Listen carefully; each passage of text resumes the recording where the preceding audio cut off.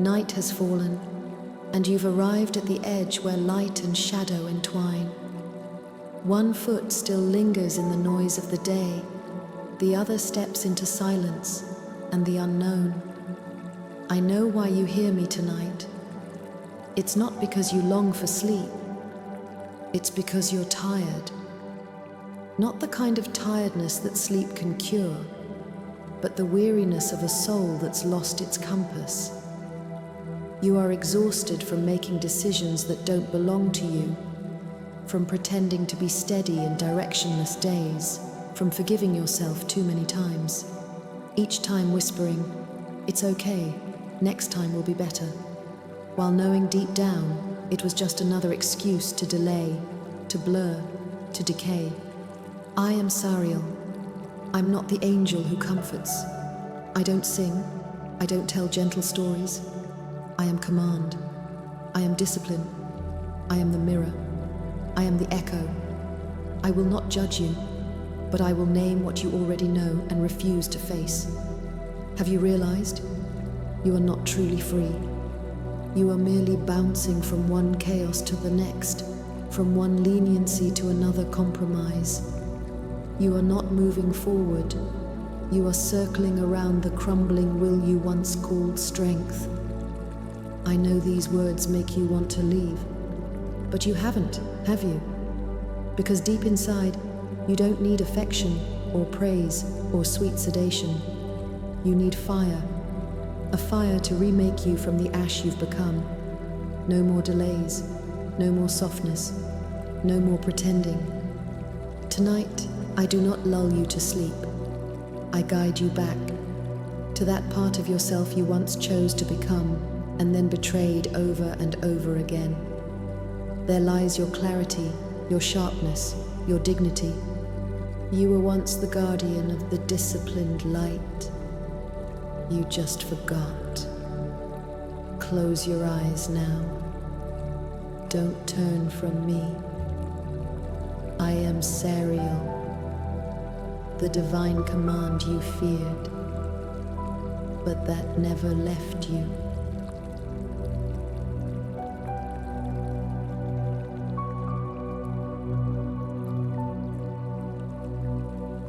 You have heard many angelic names. Most of them speak to you of love, of light, of hope, as if every messenger from the heavens came only to soothe the wounds of humanity. But I am not one of them. I was sent to remind you, you still have a spine, and you still need it.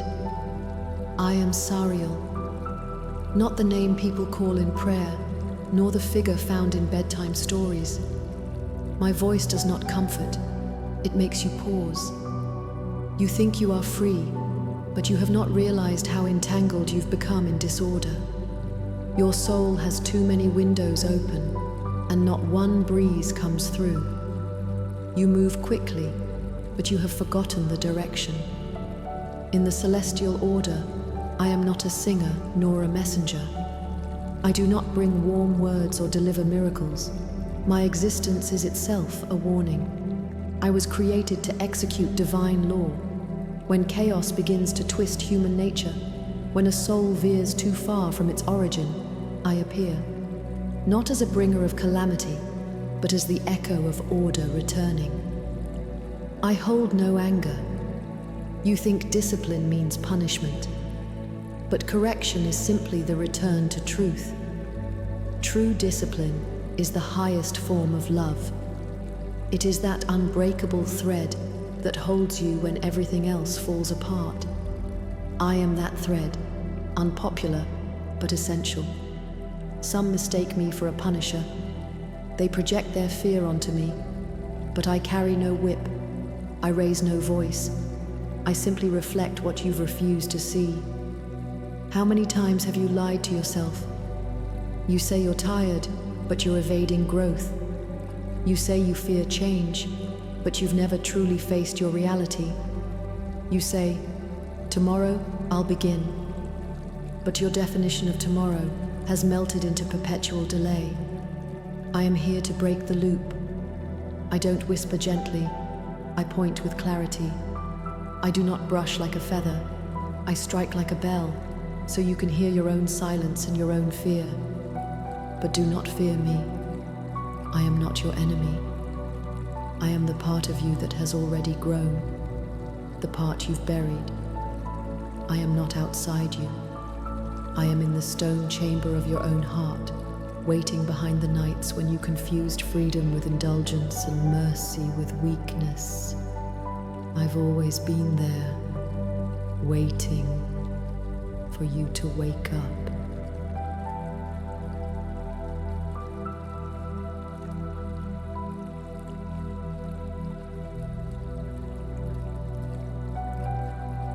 Not the type of fear that takes form, but something quieter, deeper, as if your bones themselves knew you've wandered too far, as if your blood remembered vows long buried beneath routine. I am that weight, not oppression, but awakening. Humans often associate discipline with suffering, but true correction has never been about pain. It exists to help you remember how radiant you once were. I'm not here to destroy your old life. I'm here to reveal the parts that were already decaying, so you no longer need to pretend order exists where chaos reigns. You can keep acting like things are fine. You can even wear smiles and efficiency like armor. But beneath the surface, I see the ash. And so do you. I am not here to make you cry. I'm here to make you pee. Have you ever felt a weight in the middle of the night? Not the kind of anxiety that rushes, awes, and asks, whose voice have you been betraying? When did taking your time become never beginning? What exactly are you chasing, and what are you running from? I am not made of emotion. I am rhythm. I am clarity. I am the original law written into your soul before memory.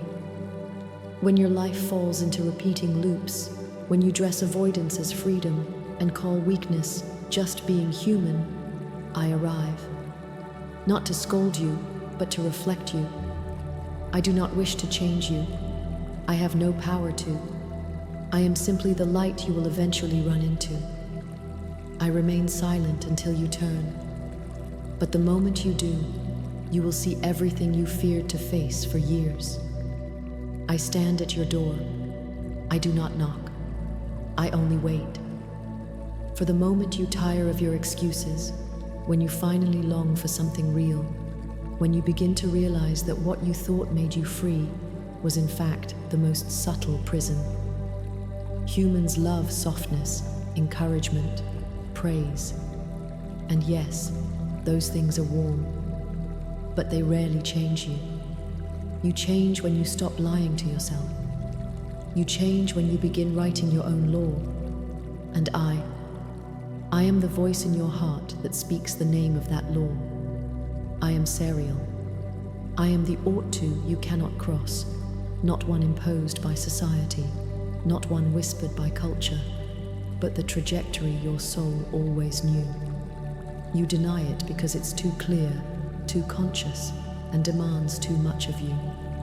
But tonight, you've heard me. You are ready to face that path. You are no longer just asleep. You are the one who has begun to polish their own edge.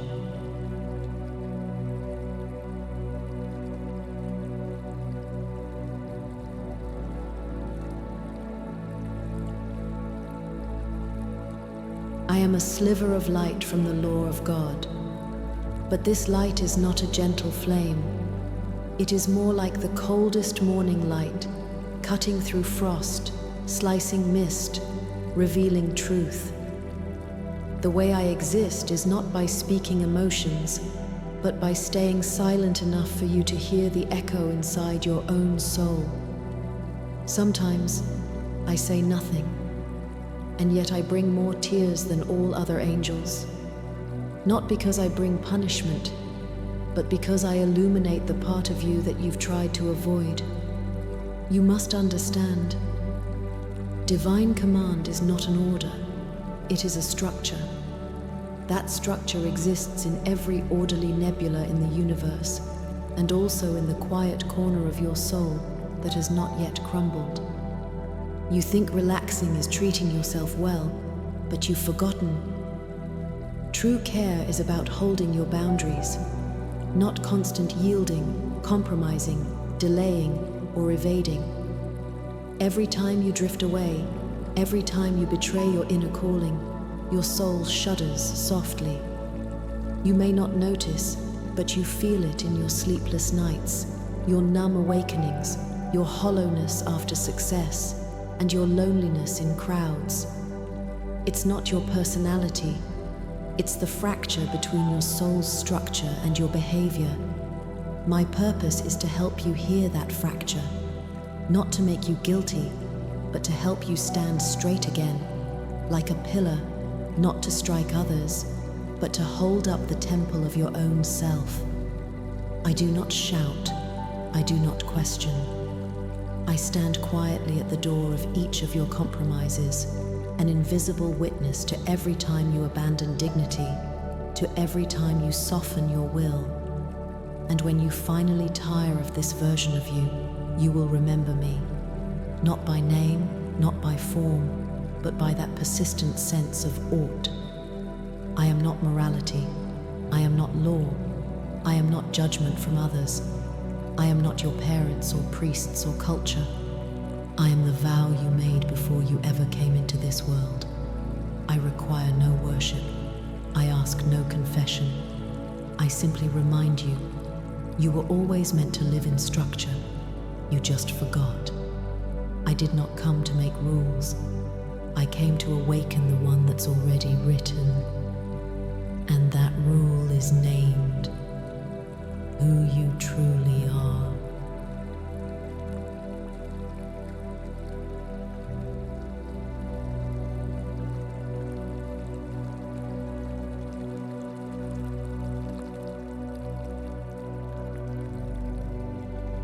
I have no hands, no shape. I am not a personality, nor a divine figure in robes. I am a facet of God, the consciousness of structure itself. Whenever you feel, deep in your soul, that subtle moment of I should, that is not moral conditioning, that is my voice within you. I am not a character, I am a force, like gravity, unseen but undeniable, like the movement of stars, not by command, but by a law already inscribed into their being. I exist in every moment of your inner clarity. When you're just about to do something, and a hesitation rises from nowhere. When your words pause on your tongue for reasons you cannot explain. When you sit alone at night and a silence pierces you with quiet shame. That is not emotion. That is me. Not to punish you, but to help you remember who you were meant to be. I do not seek your obedience. I do not ask for worship or fear. I only remind you, you already know the way. You just don't dare walk it. Not because you're ignorant, but because you fear that once you admit the truth, you cannot unknow it. You fear that once you live by principle, you can never go back to indulgence. You fear that once you own the truth, you must be responsible for it. That is humanity's real pain, not ignorance, but evasion of the known. Not darkness, but choosing not to look at the light you already see. Not being lost, but refusing to turn back when you know you've strayed. And I am that knowledge you cannot forget. I am your soul's structure.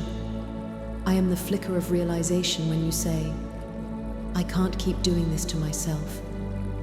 You can try to bury me with noise, pleasure, busyness, comfort, distraction, but you cannot bury the gap between what you are and what you once promised yourself you would become.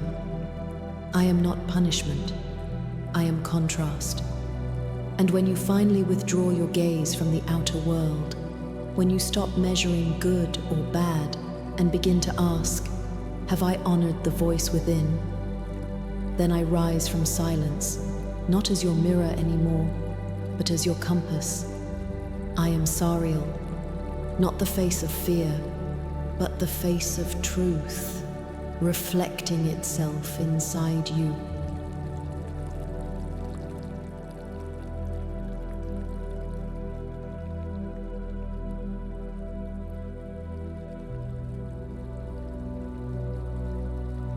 Have you noticed that when you stop lying to yourself, the world becomes quieter?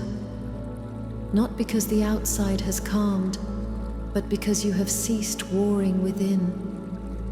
You used to believe your distress came from others, but now you begin to understand. Your anxiety isn't because they don't understand you, but because you've betrayed your own intuition over and over again. I did not call out to you with force. I did not demand change. I simply waited for you to tire of weakness, of excuses, of the same patterns that kept breaking you. Until one moment, even if just one moment, you said to yourself, enough. That moment doesn't need applause or catastrophe or some grand event. It is a quiet, crystal clear turn from I keep disappointing myself to I will believe in myself again. You don't have to become perfect. You only have to stop lying to your soul. And I am the first light you see when you turn. Not dazzling, not warm, but a cool clarity, like the first sunlight after snow. No heat, but it lets you finally see the landscape ahead. I do not appear when you succeed, nor do I speak when you indulge. I appear when you are still, when you are fragile, when you are nearest to truth. Not to judge, but to reconnect you to the path of who you truly are. You don't need me to guide your every step, and I won't hand you a map, because my mission is not to control your life, but to awaken your rhythm. You've always known when to stop, when to move. You only lost your sense of timing in the noise. I did not come to tell you what to do. I came to help you silence what doesn't belong. And when the noise fades, you'll hear your own rhythm again. You'll know when it's time to stop running. You'll know when it's time to step forward and carry your truth. I am not the angel of punishment. I am the angel of awakening. But my awakening does not come in fire. It comes like a drop of water falling into the driest corner of your soul. Silent, but enough to awaken the memory of rain in the desert. I am Sariel. I am the first calm echo you meet after becoming clear. I will not rush you. I will only provide direction once you begin to move. Not a path, but a direction. Not an answer, but essence. Not a command, but your own reply to what is real.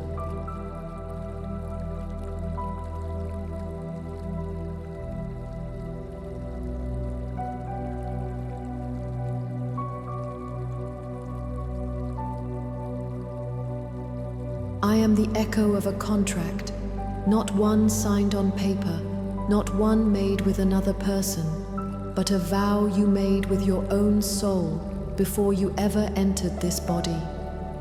You may have forgotten that moment, but I have not.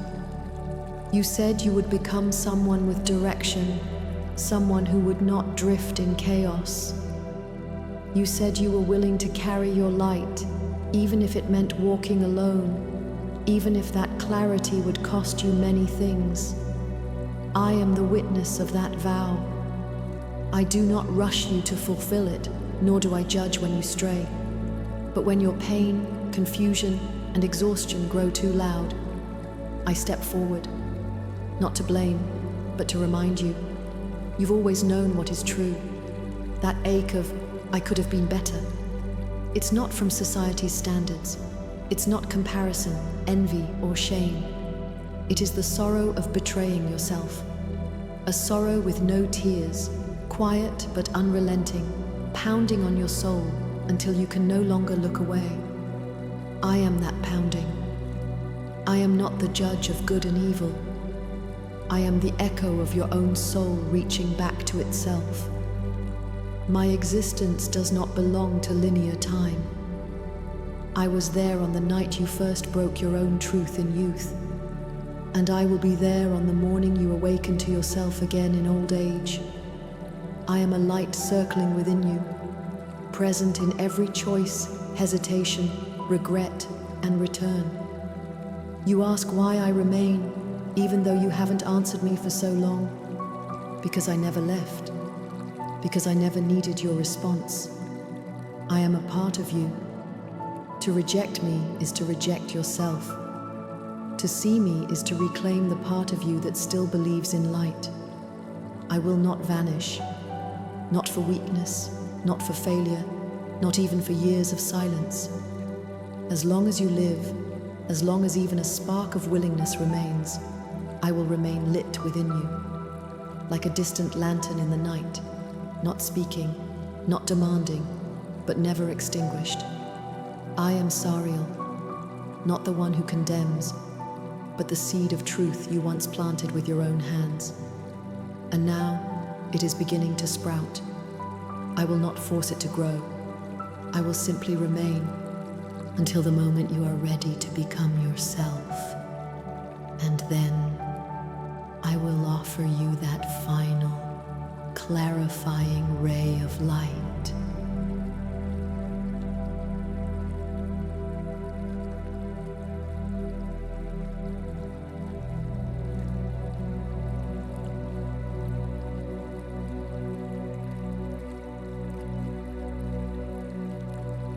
In the celestial realm, there is no time, no space, only the natural rhythm of all things, breathing and resting in divine order. There are no halls of judgment, no thrones or golden scepters. God does not sit high above, but diffuses as light into the subtle architecture of all being, like structure hidden between every vibration and stillness. I, Sariel, do not belong to any choir of angels. I have never sounded the divine trumpet. I take no part in war, nor do I escort souls across the river of death. My role is more like a field. Whenever deviation begins, I quietly appear. No alarms, no thunder. My arrival is a form of recalibration. It startles no one, yet it gently brings bent lines back into alignment, like orbital corrections in the dance of stars, or the one note in a dissonant melody that restores the harmony. In your human language, my presence is hard to describe. I am neither action nor emotion. I am conscious correction, like a silent axis in the nervous system. When a part grows disconnected, disordered, or rotten, I do not strip away its freedom. I simply inject a trace of how it was meant to be and wait in silence to see if it will respond. I do not insist on interference, but I am always watching from the edges. Everything remains under free will. I only shine the light into the fog so that choosing becomes not just indulgence, but awareness. I once appeared when a planetary civilization stood near collapse. There had been a massive fracture. Millions had abandoned their inner order in fear, choosing control, conquest, efficiency, soul mechanization through algorithms and synthetic thought. I did not speak. I simply projected a memory of origin, a thin thread of ancient purpose, into their collective subconscious. Over the next 1,000 years, some began to wonder, to lose sleep, to weep suddenly. They began longing for forests, for craft, for silence, for honest companionship. It was not I who taught them. It was they who responded to the light they once asked not to forget. I do not appear in form. I appear in structure. If you stay aligned, I seem not to exist. But if you betray yourself, if chaos begins to spiral, I return. Not to punish, not to speak, but to show you that deep down, you always knew where you veered off course.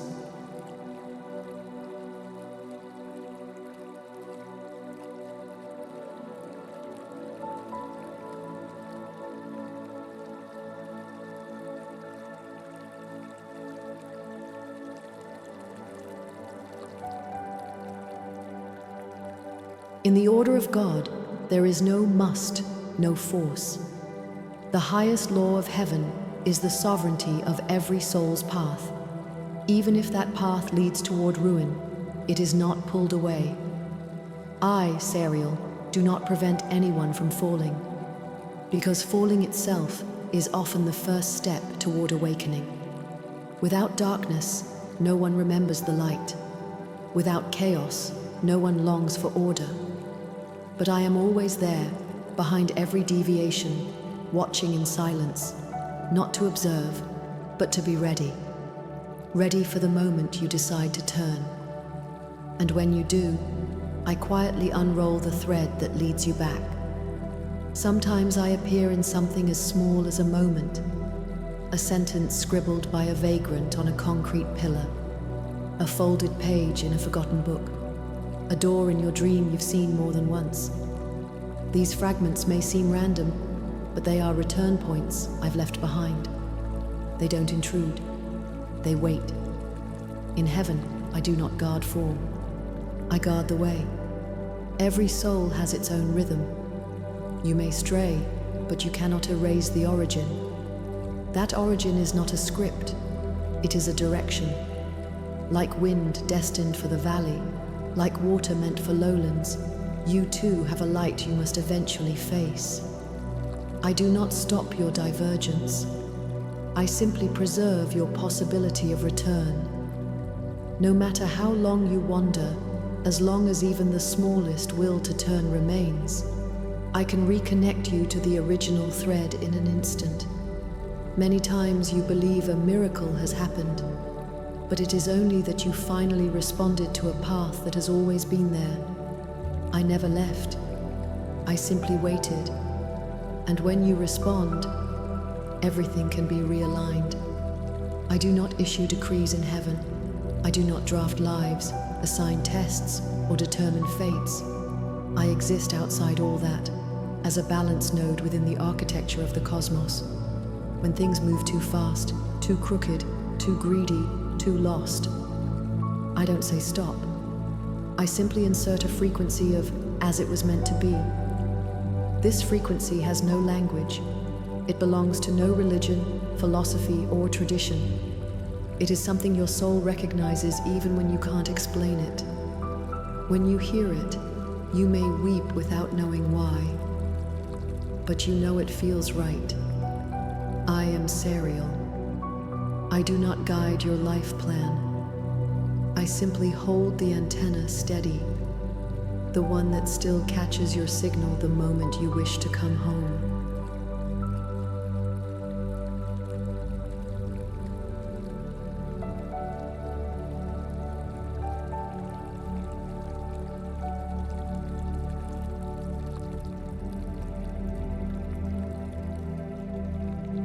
Humans often think that to stray is a mistake, but what's truly dangerous is not getting lost. It is knowing you're straying and choosing it anyway. That choice is not a mistake made in ignorance. It is a compromise made in full awareness. It's not a moment of confusion, but a denial of what is true. It is the conscious destruction of what could have been. And I, Sariel, stand at the edge of this knowing deviation, watching. I do not reach out to stop you. I cannot take from you the freedom to destroy yourself. I do not grow angry. My nature is not emotional. But I do not leave either, because at that moment, what you need most is to face me. Have you ever had such a night? When you finally executed a perfect plan, when all the applause and rewards are yours, yet in solitude, you feel a strange heaviness, not the pain of failure, but the emptiness of victory. You won. So why does it feel like you've lost something? It is not fate punishing you. It is me, standing at your soul's door in silence all night. You heard no accusation, but you felt a gaze you couldn't escape. Not judgment, but exposure. Exposure to what you gave up to succeed. Exposure to what you silenced to gain control. Exposure to how, in every moment you knew but would not return, you slowly walked away from your original promise. I won't tell you what to do. I won't drag you back. I will remain like the moon suspended in the night, not moving, not vanishing, simply casting your shadow long enough for you to see it. You can keep going. You can use more noise, more success, more indulgence to cover up my gaze. But one day, in a moment you did not plan, you will see the version of yourself you buried. And in that moment, my presence will reappear as a tremble in your core, a whisper. You can still choose to stop harming yourself. This is my role in the heavens, not an enforcer, not a punisher. I am the silent knower. When you choose not to act on what you know, I do not condemn you. I simply stay through the long night of your self-betrayal.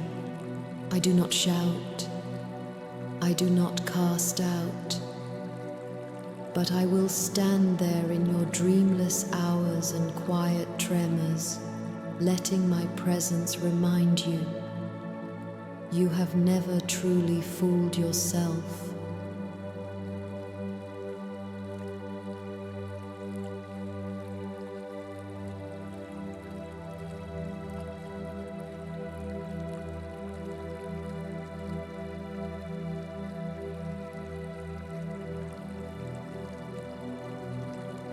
When the one who strays is no longer a person, but a crowd, a city, a nation, a civilization, when many begin, in unison, to forget the inner world and instead worship outer systems, efficiency, expansion, control. I, Sariel, emit a vibration from the depths of heaven. This vibration is heard by no ears. It has no sound, no form, no name. But like the tide, it begins to press gently yet firmly against the frequency of an age. What you see as the pain of the times, the collapse of faith, the rebellion of the climate, the confusion of systems, the emotional coldness of technology, the disconnect between generations, is not punishment. It is the echo of imbalance after a long collective drift. In heaven, I do not intervene directly, but I gently shift one axis within divine structure, not to change your choices, but to make the consequences arrive sooner, to make truth harder to hide, to make the path of avoidance no longer comfortable. This is not retribution. It is the natural tremor after too much imbalance. As civilizations drift farther from their soul's path, pushing reason to extremes, splitting body from heart, turning humans into gears of a system, I draw nearer, not as a judge, but as a witness of reality, sending the undeniable truth into your collective nights. Have you noticed? Even in the center of thriving cities, more people suffer insomnia, anxiety, nihilism, despair. Have you noticed? As technology grows, so does loneliness. Have you noticed? As education advances, young people still ask, who am I? These are not just societal issues. They are symptoms of a deep disconnection between soul and system. I will not interfere with your politics, your economy, your culture. I will not stop you from choosing short-sightedness, noise, greed, or coldness. But I will allow you to feel increasingly uncomfortable, not in your lives, but in your souls. You will feel more hollow, more rushed, more exhausted, until one day you ask, what are we chasing? Is this really worth it? And in that moment, my light enters the crack of your collective awareness like a beam from the future reflecting backward. And suddenly you see, we can't keep living like this. I am Sariel, not the cause of catastrophe, but the clearest voice inside catastrophe. And once you hear it, you will begin to search again for the origin of your existence.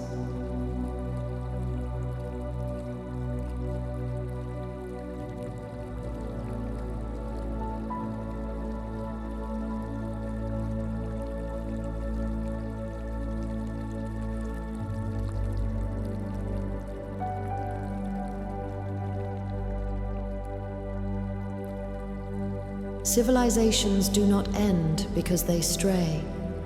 They end only when they refuse to face where they are truly going. Like a tree, which after wild growth realizes the roots are parched. Like a city, which after endless noise begins to hear the crack in its silence. Human civilization eventually senses it is losing the very foundation of being human. This turning point does not come from external disaster. It arrives the moment a group of souls within the collective quietly turns around. I, Sariel, release the full resonance of divine recalibration in that moment, not as force, but as silent invitation. It enters literature, art, science, technology, education.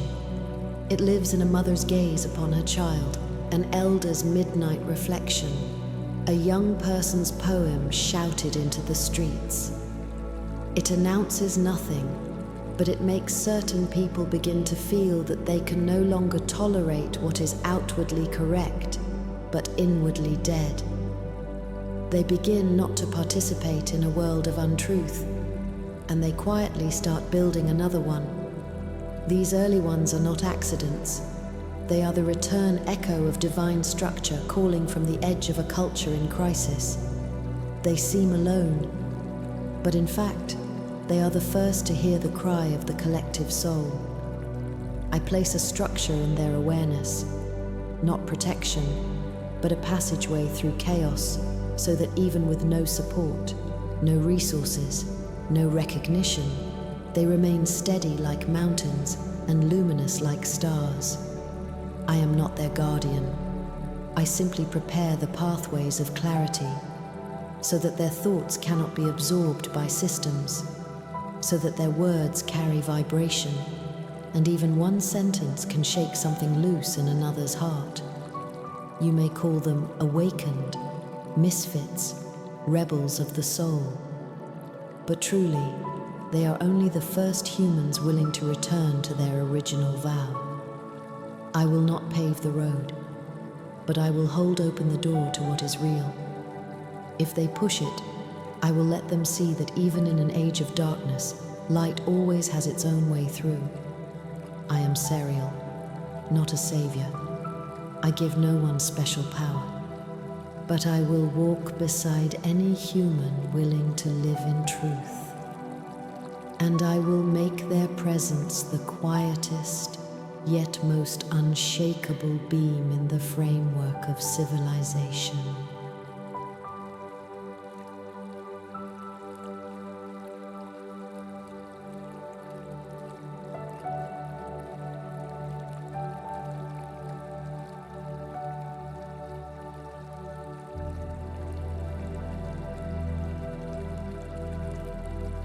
When humanity begins to return, when one soul after another chooses awareness, stillness, and truth, not out of fear, but from inner readiness, when awakening no longer requires suffering, and direction is chosen not out of desperation, but out of love, that is when I begin to leave. Not because the mission is over, but because the mission has been received. I was never meant to remain in front. I am not the lighthouse. I am the light that shows you you were always the lighthouse yourself. And when you begin to shine, I quietly fade from your sky. Heaven does not cling to control. True divine law is not an eternal guide hovering above. It is something that sinks into your bones, your breath, your choices, until it becomes you. Humans often believe divine power is about appearing, But true divinity is about disappearing, not out of abandonment, but out of trust. When I see more of you choosing to keep your conscience in chaos, tenderness in greed, and silence in madness, I know order is returning, not because I brought it, but because you called it back from within yourselves. In that moment, I no longer need to tremble the frequency. No more awakenings by pain. I return to stillness, to the origin, to the quiet layer of divine rhythm that birthed me. And I let you walk forward without my form beside you, because you remember the path was always within. This is not abandonment. It is full return of direction to you. I never wanted your dependence. I only waited for you to become yourself. In the deeper order of the cosmos, real love is not eternal accompaniment. It is stepping back when you're ready, so you can become a pillar of the world's structure. I am Sariel. I never wished to be your light. I only came to whisper one last time. You are your own law. When you no longer need me to say, "What now?" When you'd rather fall than betray the truth. When you finally accept the real cost of freedom, I will whisper in the silence of the stars. You have returned. You are order itself.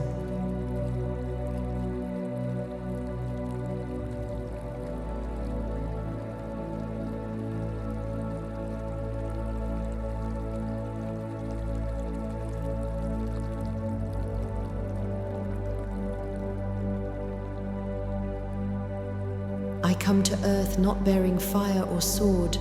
I wear no light. I form no idol. You will not even notice my arrival, because I never exist in ways that declare existence. I simply appear in the quietest, most vulnerable, most honest moment of your soul. Not when you win, not during your ceremonies, but when you close the door behind you at night, remove the mask, and sit wordlessly on the edge of your bed. That's when I stand before you. You cannot see me, but you will suddenly fall silent. You won't know why, but everything in you says, pause, as if your body knows before your mind. You need to gather something, not your tasks, not your plans, but the part of yourself you were about to lose. I do not arrive in the name of any religion or faith. I do not ask you to believe in me. I offer no redemption, because I am not here to pull you out of the world. I am here to bring you back into it. You think I live in the heavens, but I often stand outside the glass of your late-night convenience store, watching you choose between bottles of water while carrying all your fatigue. I sit across from you on the train, watching you scroll through your phone with a blank face. I lie beside you at 3 a.m. as you stare at the ceiling asking, "Is this really the life I want?" I offer no answer. I do not give advice. I don't provide escape. I simply place a mirror, a true one, in your heart, so you can no longer ignore what you already know. I am the untimely clarity. When you still have work to do but just need to sit. When you could keep pleasing, conforming, performing, but instead you go quiet. That moment is me. You may resist. You may say, "I don't have the strength to wake up." But you don't realize your pain has never come from too much clarity. It comes from not giving your clarity any place to live. I come to earth without noise, without titles, without miracles. I do one thing, remind you that you still have a choice. I am Sariel, not a savior, not a messenger, just a silent companion standing at the edge of your days, waiting for the moment you are ready to hear something true.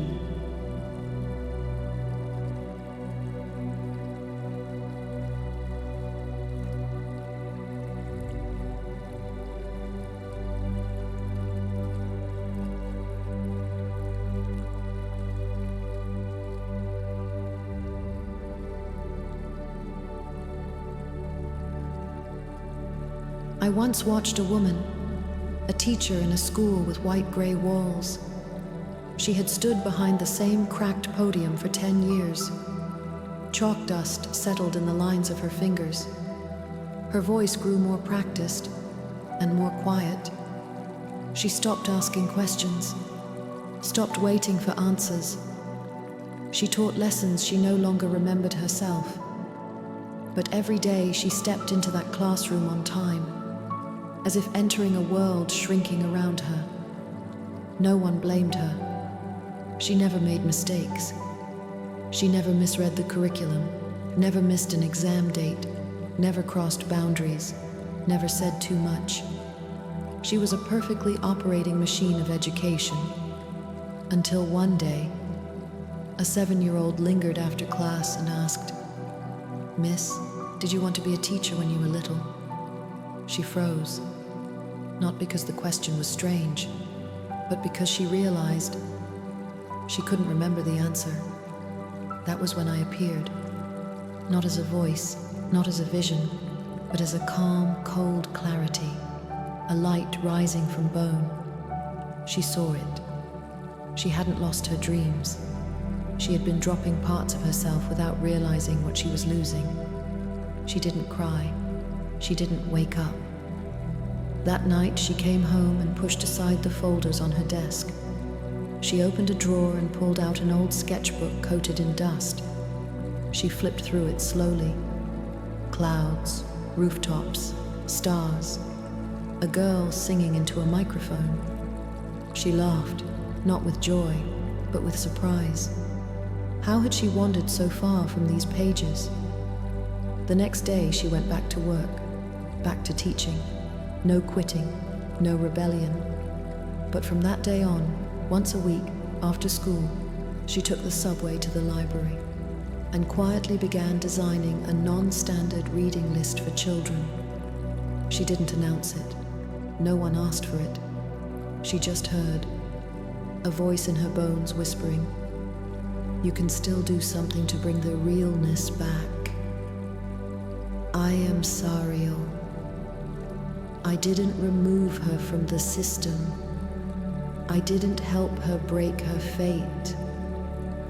I was simply there when she opened her sketchbook to give her back a sense of what is real."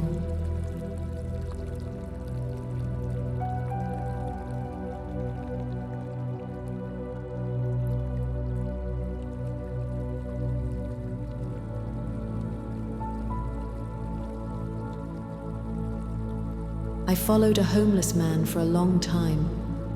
He lived under a broken building in the corner of a city. By day, he exchanged cardboard and bottles for small change. By night, he slept near the back wall of the train station. He had no ID, no phone, but in his pocket, he always carried a broken pen and a wad of crumpled paper.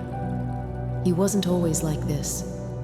In another city, he was a literature lecturer with a home, a marriage, students, published works.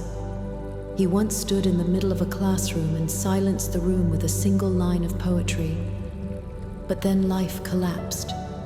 A broken marriage, a failed book, a depression that arrived like a sudden flood.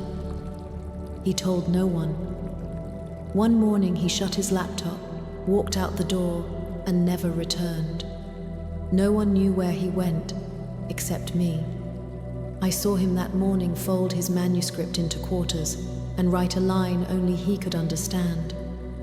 "The wind is blowing me in another world." He did not die. He did not go mad. He simply no longer wanted to lie. He refused to flatter awards he no longer respected. He refused to praise people he no longer believed in. He refused to keep pretending he was successful and stable. So he left the world of noisy words and hid in the city's quietest corner, like a beast off the battlefield, licking wounds no one else was allowed to see. I stayed with him when he stared blankly at torn ads in the gutter, when he wrote poems in the dirt with a twig, when at 3 a.m. he whispered, "I'm sorry" to the night air. He never asked me to come. He didn't pray. He did one thing. Every few days he buried his scribbled pages beneath the riverbank sand, then closed his eyes and said, "At least these are true." I did not call him insane. I did not call him noble. I only know, after he lost everything, he still made space for a tiny ritual to protect truth. I am Sariel. I did not lift him from the mud. I did not return him to the stage. I only stood there when he buried those pages at night and recorded the poems that no one would ever read. They have not vanished. They shine on the far edges of heaven, waiting for a day when a soul might hear what was once buried in dirt and silence.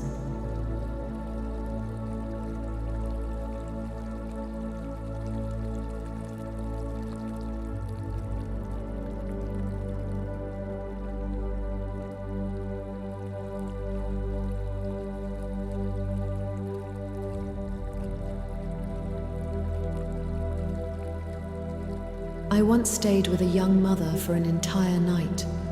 She had no name, because the world never cared who she was. Only whether the meal was ready, the message answered, the homework signed before 3 a.m. She lived on the city's edge, riding 2 subways to work every day. After work, groceries, cooking, cleaning, homework, family chat groups. She typed incomplete spreadsheets into her phone while others slept. Everyone said she was so capable, but she didn't even feel she had 3 seconds to pause. Her husband worked in another city, only visiting on holidays. Their conversations sounded like meeting notes, tasks, no tenderness. She never broke down, not once. She was a silent brick in the architecture of a city that never asked if she wanted any of this. Until one night, she tucked her daughter into bed. As she stepped out, she heard a sleep-murmured whisper. "Mom, will I be this tired when I grow up?" She froze. It hit her like lightning. She wanted to say no, but couldn't. She slumped against the wall, covered her mouth, and cried, without making a sound. She was afraid to wake the child, afraid the neighbors might hear, afraid that if she started crying aloud, she might never stop. That's when I stood beside her, not to give strength, not to give solutions, only to let her know. Her silent weeping had been witnessed. She was not weak. She was not failing. She had simply gone too long without anyone allowing her to be real. No one had said, "You're doing something impossible, and yet, you're still here." She didn't write poems. She didn't dream. She just woke up the next morning 5 minutes later than usual, looked in the mirror, took a deep breath, and whispered, "You're not bad. You really aren't." I didn't help her quit her job, revolt, transform. I simply gave her the quiet courage to admit that she was tired. She started giving herself 15 minutes a day, door locked, lights off, nothing to do. She called it my tiny survival window. She told no one. But in that dark corner, she began to regain a bit of weight. Not the weight of duty, but the weight of self. I am Sariel. I did not lift her from suffering, but when she crouched and nearly fell, I made sure she did not fall apart. I was not her savior. I was the permission for one silent tear to be real.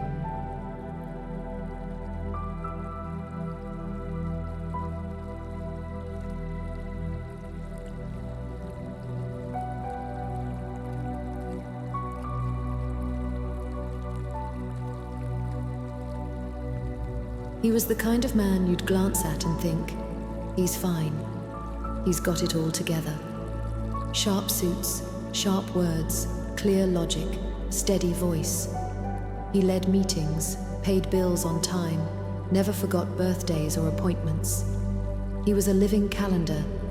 Everyone relied on him, but no one ever asked if he wanted any of it. He wasn't emotionless. He had just learned how to fold his emotions into his productivity. He never raised his voice, never complained, never asked for help. Even when he was sick, he'd get IV drips at midnight and show up to work like nothing happened. His world had no space for emotion to exist freely. He believed, if I fall apart, no one will catch me. But that doesn't mean he never broke down. One night, after working late, he came home to an empty apartment. He took off his jacket and accidentally kicked over a glass of water. It spilled onto the carpet. It wasn't a big deal. Really, it wasn't. But right there, he dropped to the floor. Not crying, not yelling, just empty, breathing like the air was collapsing in. That's when I stood behind him, not to comfort him, but to hold space for his right to break. He wasn't crying over the glass. He was cracking under every time he said, "I'm fine," when he wasn't. Every time he wanted to scream but swallowed it. Every time he was misunderstood but smiled. Every drive home where he told the night, "I've got this." I didn't tell him, "You're strong." I didn't say, "I understand." I just let his body collapse without shame and let his soul know, "You can hurt and still be whole." He eventually curled up on the couch and slept. No shower, no dinner, but also no final declarations. The next morning, he washed his face, put on a new shirt, but this time, he looked in the mirror for 3 full seconds. Those 3 seconds were a reset. He was still sharp, still clean, still functional. But he planted a sentence in his mind. If one day I no longer want to pretend, I owe it to myself not to run. I am Sariel. I did not help him quit his job, reinvent his life, or become poetic. I only ensured that when he collapsed, he didn't feel ashamed. I reminded him he didn't lose his humanity. He just forgot how to say, "I'm tired," and that's okay.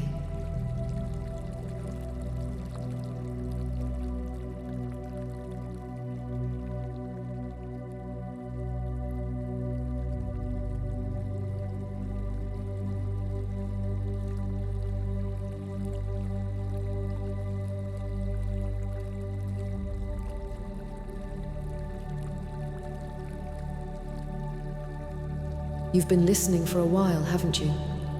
Tonight, you didn't skip ahead. You didn't fast forward. You just sat here, quietly, and listened. One story at a time. Not because you had nothing better to do, but because you could feel something. You might not have words for it, but something knocked gently at your heart. That was my fingertip. Not to wake you, not to demand some radical transformation. I simply, as you listened to others, slipped a mirror into the space between the words. A mirror just for you.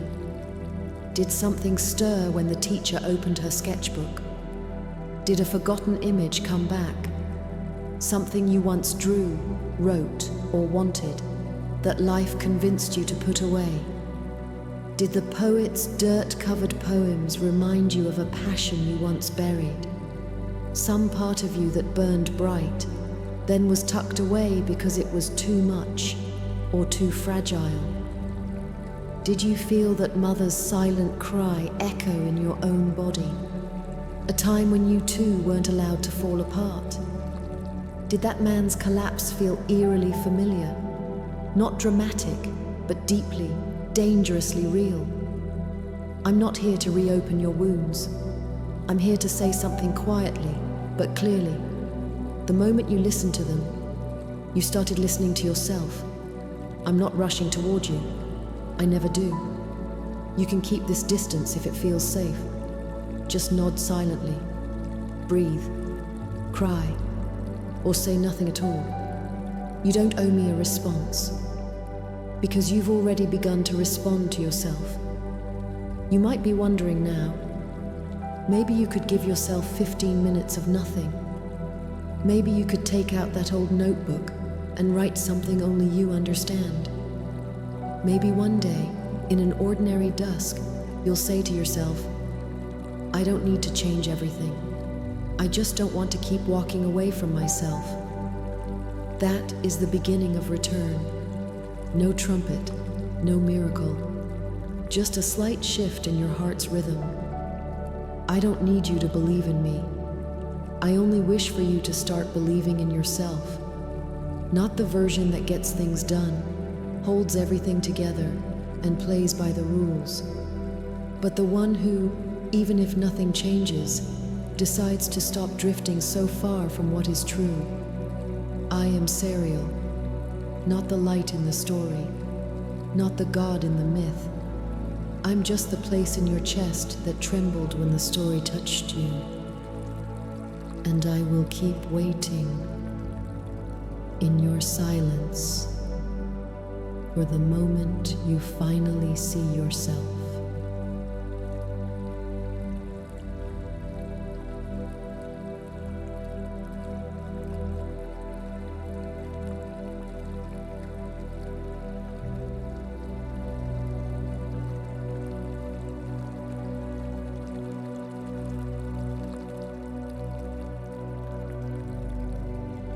You may not have noticed, but the fact that you're hearing this tonight, in this moment, is not an accident.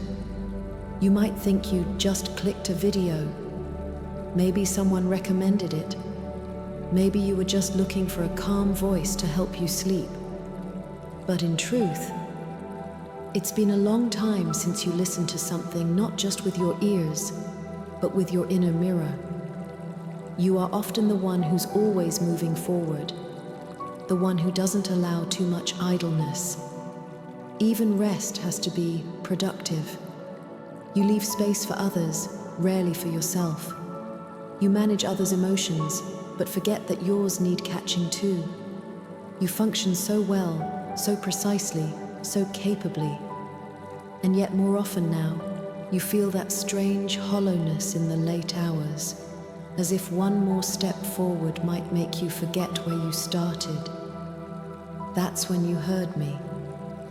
Not because I was loud, but because you were finally quiet enough to hear yourself. I live on that internal string where your own questions begin to echo back. You were never directionless. You just knew direction too well and forgot to ask, do I still want to go this way? You have strength, but it's all been used to hold up external structures. What about your internal ones? You thought that keeping it all working was success, but you're more than someone who maintains systems. You are someone who longs for real resonance. So I came. Not now. I was always here. But you're ready to listen now. This isn't a conversation. This is the starting pulse of return. You don't need to turn this awareness into an action. Not tonight. Not tomorrow.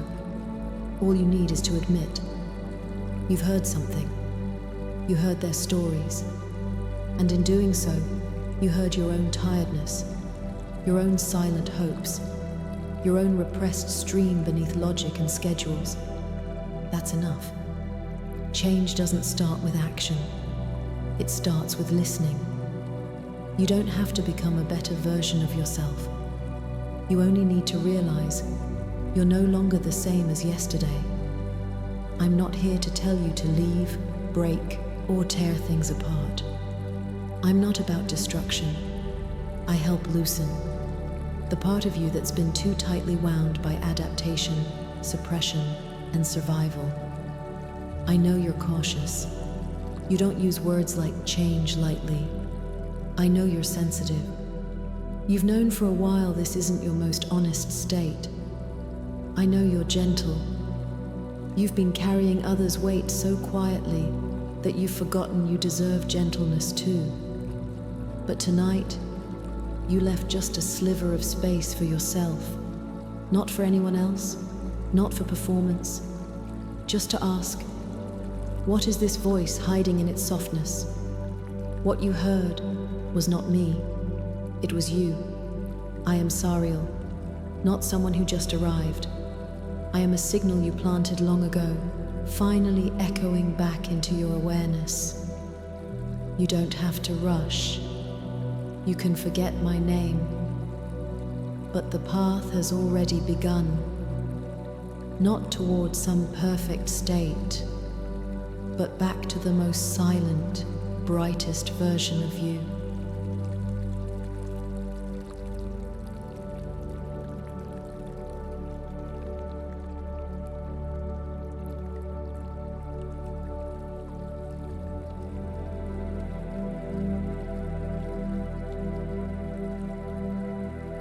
You keep saying you're afraid of failure, afraid of disappointing others, afraid of messing things up, afraid that if you try, nothing will actually change.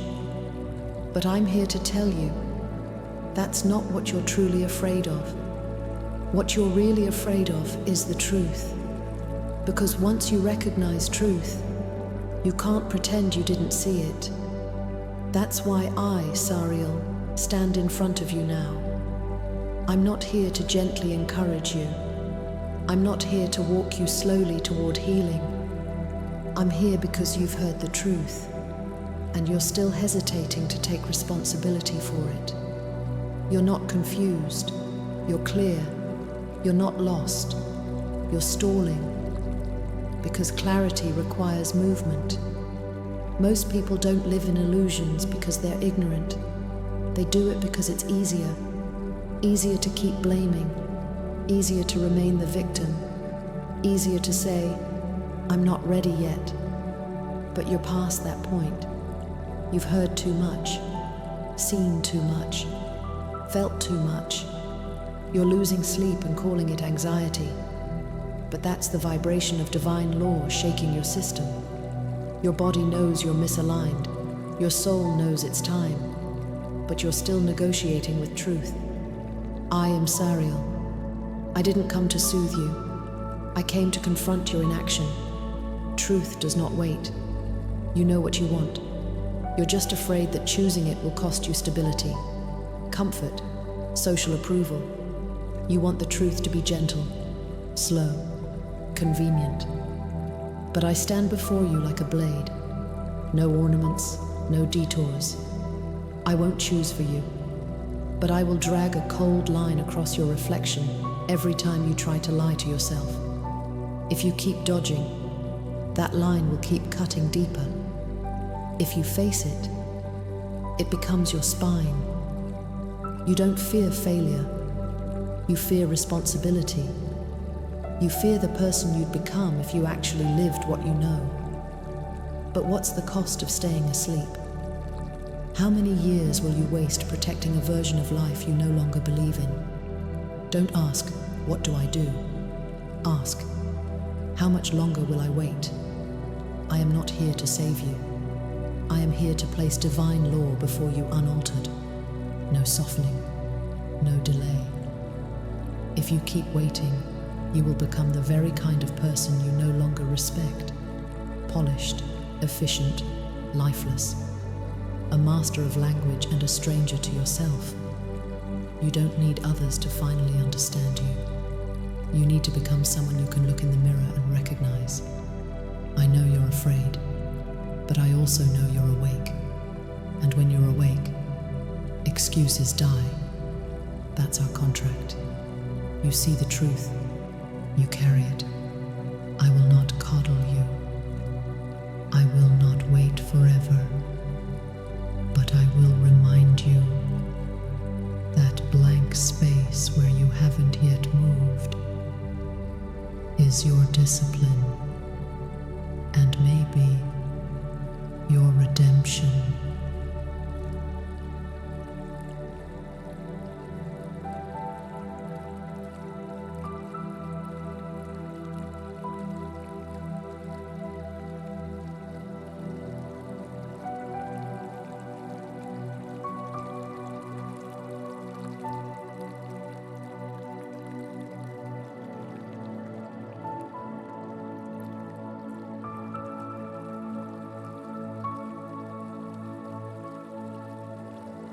You think the cost of taking responsibility is loss. Loss of ease, loss of identity, loss of relationships, loss of stability, loss of control. But I must tell you this. There is only one thing you will truly lose. The right to keep deceiving yourself. And what you will gain is something you've never truly owned before. Dignity. You keep asking, but what will I have to give up? Yet you've never asked, what do I finally get to reclaim? I'm not here to inspire you to be a hero. I'm not here to praise you for being brave enough to carry the weight. I stand within the hall of order in your soul, like a solemn recorder who does not smile, and I speak one thing with calm and clarity. Every version of the life you truly desire must begin with one condition: real responsibility. You want freedom? Then you must admit you already know what keeps you unfree. You want to be understood? Then you must first live a life worth understanding. You want to be loved for who you really are? Then you must allow yourself to truly live, even if no one loves you.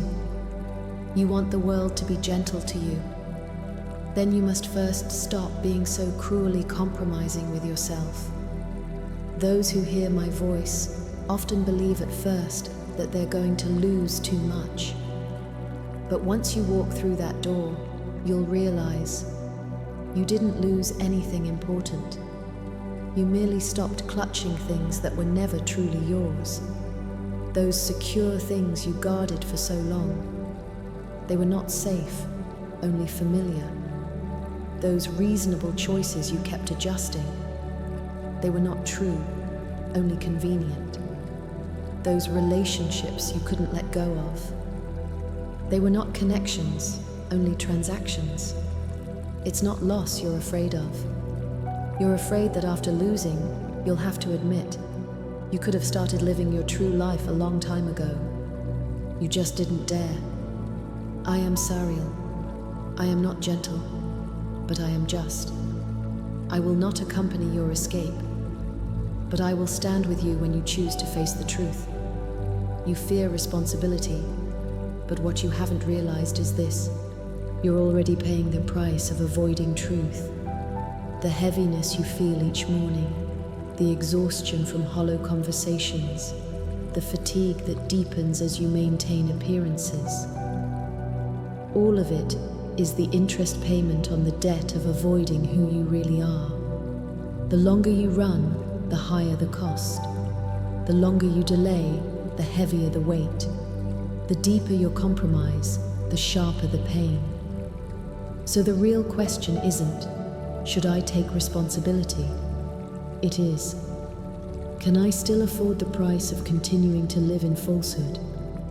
Taking responsibility will cost you something, but what it brings back is your long-lost sense of purity, intuition, and presence.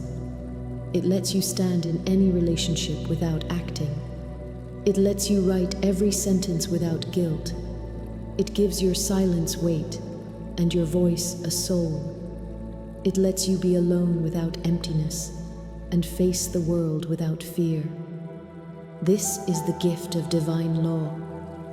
Not a miracle falling from the sky, but this: when you finally choose to face yourself, the world finally begins to respond to you with truth.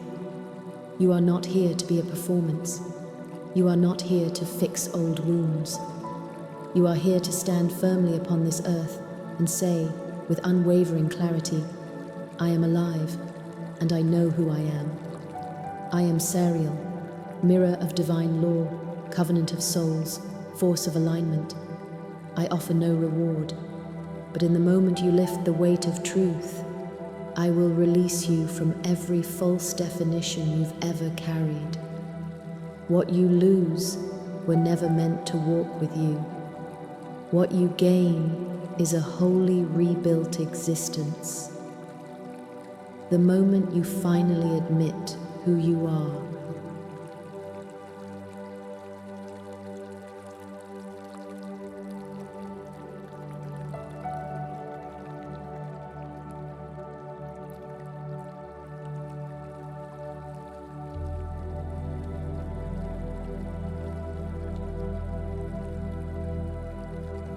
You always think you can wait a little longer.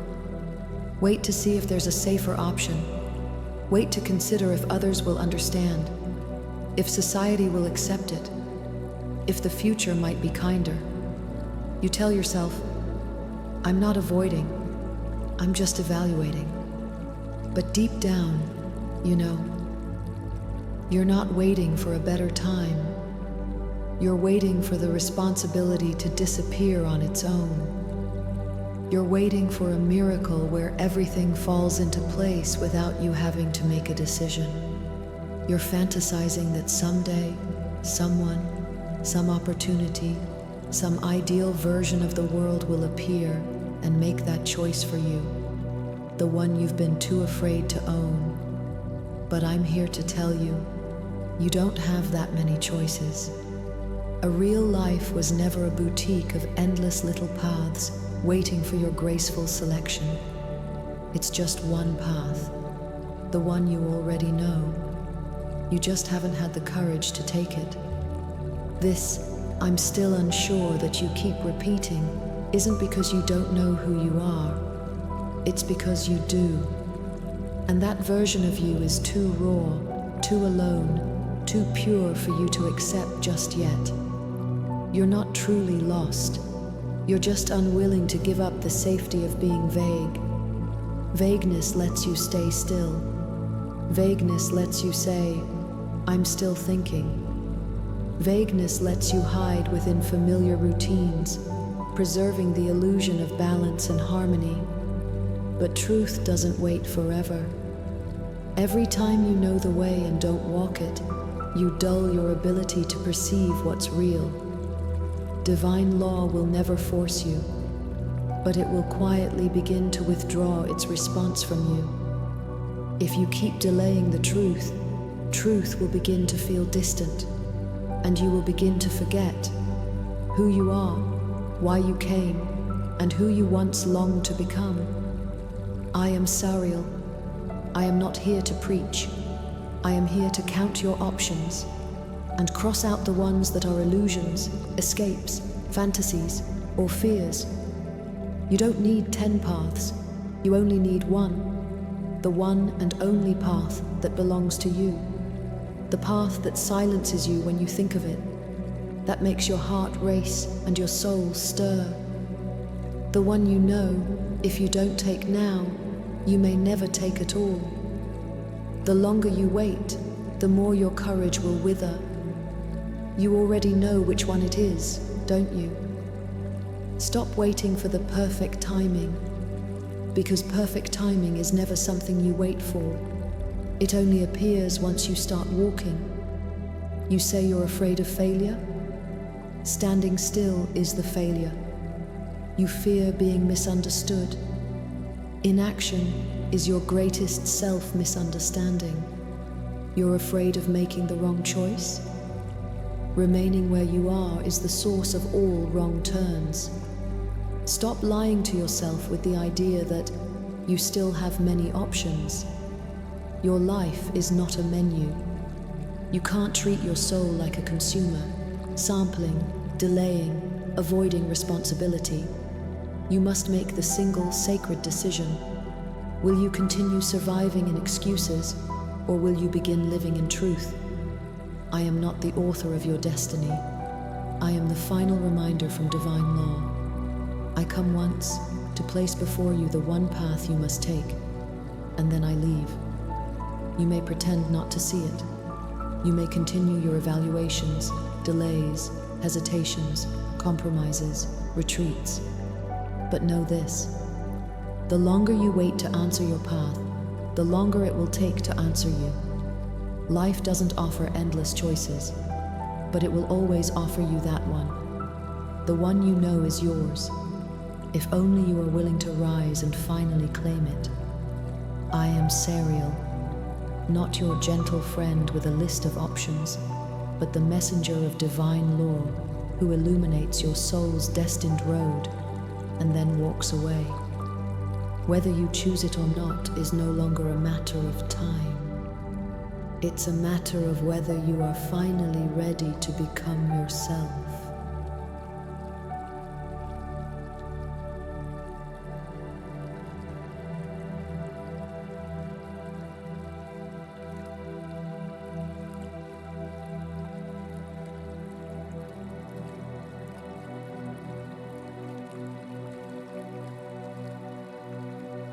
How much longer do you think you can delay? Do you really believe that as long as you keep pretending, "I'm still figuring things out," divine law will not descend upon you? You are mistaken. Truth never punishes. It simply retreats. Each time you hear the call within you and don't respond, each time you feel something is off and pretend it's fine, each time you see the light and deliberately turn back into the shadows, truth begins to lose faith in you. It's not the divine that's disappointed. It's your own soul, disappointed by your own choices. In the beginning, it tries. It sends signals through your dreams, your gut feelings, your body's reactions, your loneliness, your sudden urge to cry for no reason, all whispering the same message. Turn back. This is not your path. But you ignore it. You say, "I understand." And yet each day you repeat the same mechanical routine that makes you numb. You say you're waiting for the right moment. But in truth, you're just hoping your desires will somehow come true without you having to change. So, truth begins its exit. It stops sending you dreams. It stops giving you visions of the future. It stops igniting clear desires in your heart. It stops interfering at all. You become very normal. You go to work on time, say appropriate things, do what makes you fit in, maintain a stable, likable persona. You lose your edges in a crowd. Even your sadness becomes appropriately restrained. Even your thoughts are clever, but never too much. You become someone everyone is satisfied with, except yourself. You don't go insane. You simply lose your light. You remain alive, but you gradually cease to truly exist. You've already sensed this feeling. In certain mornings, you wake with a bottomless emptiness. In certain nights, you can't remember what your dreams used to be. In certain social settings, you laugh along, but returning home, you feel a quiet erasure of yourself. That's not a mood swing. That's your connection to truth disintegrating. And if you still don't respond, truth will sink into the deepest layer of your subconscious, and you'll slip into a mode of survival called the dimming of inner light. It's not that you no longer have dreams. It's that you're no longer qualified to dream what was truly yours. Now, you can only dream of distorted versions of reality, anxiety, busyness, misunderstanding, endless tasks, exams, mechanical motion. You no longer dream of freedom, vastness, oceans, flight, childhood, or your unfinished poems. What you lose isn't just your dreams. You lose the right to dream. You become system default. Your access is downgraded. Your soul's audio goes silent in the background. This is the cost of evading truth, not a punishment, but the result of you manually cutting off your connection to your essence. I am Sariel. I am not the guardian of your dreams. I am the one who reminds you. You can no longer pretend you don't know who you are. You want to live with light. Then admit you've been living without it. You want a future? Then admit you are betraying your present. You want freedom? Then accept this truth. Freedom was never about having more options. It's always been about daring to choose the only one that's real. If you continue not to respond, you're not postponing your dreams. You're signing a contract to forfeit your right to live as yourself. It's not God who judges you. It is you who abandons your promise to truth. From that moment on, you no longer belong to yourself. You become a shared utility of society, a neutral node in the system, a hollow shell that anyone can define, but never again yourself. It's not that you didn't have a chance. It's that you kept waiting for a fairy tale where your dream could come true without cost. But the path of divine law never allows delay. It only asks for a choice. I will not remind you twice. If you continue to remain unmoved, I will withdraw from the field of your soul. I will take back the mirror that once reflected your truth. And from that moment on, nothing you see will pierce you. Nothing you hear will stir you. Nothing you own will feel deserved. Nothing you lose will feel like a real loss. You will continue to live, but you will never again dream.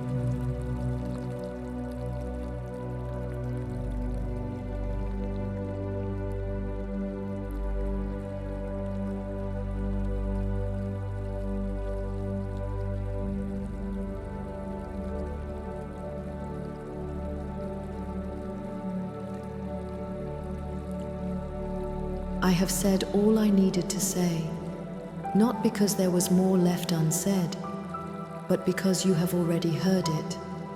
The moment you chose to pause, to press play, you stepped into this field of divine law. You are not an observer.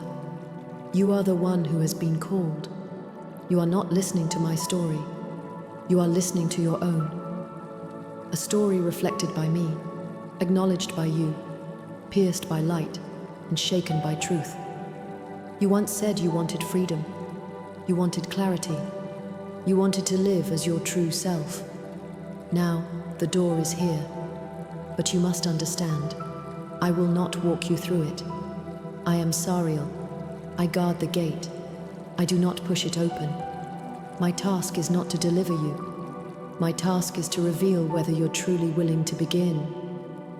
From this moment on, you have no one left to blame. You can no longer use "I don't know yet" as a cushion. You can no longer delay by saying, "I'm afraid to take responsibility." You can no longer disguise knowing with, "I'm still unsure." If you choose to walk away, I will not stop you. I will simply withdraw slowly from the depths of your soul, leaving no blame. Only silence, the kind of silence where you no longer hear the call. But if you choose to respond, if you decide to stop running, even if you take just one small step, you will discover you were never alone. You simply refused to admit that you had already been chosen. You will begin to remember the pieces you thought you had lost. Old dreams, old light, old intentions, old courage. They never left. They were simply waiting for you to finally become the one who is willing to hold them. You are not still unprepared. You are just unwilling to become the one who must change. You're afraid that once you leave the old path, you can't go back. But you never considered this. If you don't leave now, you may never come back at all. Divine law is not a story. It is a frequency, a summons, a light that never compromises. When it falls upon you, you have only two choices: to respond or to turn away. I have fulfilled my duty. I have walked you through the mirrors of your past. I have shown you the cracks you've tried to avoid. I have helped you hear the silent cry your soul has long been making. And now, it is your turn. Not your turn to change the whole world, but your turn to move your heart in sincerity. Even if all you can do is whisper, "I don't want to keep living this way." Even if all you can do is stop forcing a fake smile tomorrow. Even if all you can do is write the first sentence, "I've known all along." That alone is enough to make divine law start responding again. Enough to bring back the path you thought had vanished. I am Sariel. I am not your answer. I am the one who compels you to start asking the real questions. I am not your destination. I am the one who pulls you away from the edge of false peace and back into the stream of real life. From this moment on, I will no longer speak, because you have already heard yourself. Whether or not you respond is no longer my concern. The mirror has been given, the light has been drawn, the gate has been opened. If you cannot walk through it, that is your burden, not the fault of fate. From a higher, farther realm of divine law, I will quietly light a lamp for you, but I will not return until you step into the light yourself. You have heard, you have been seen, and now it is your turn.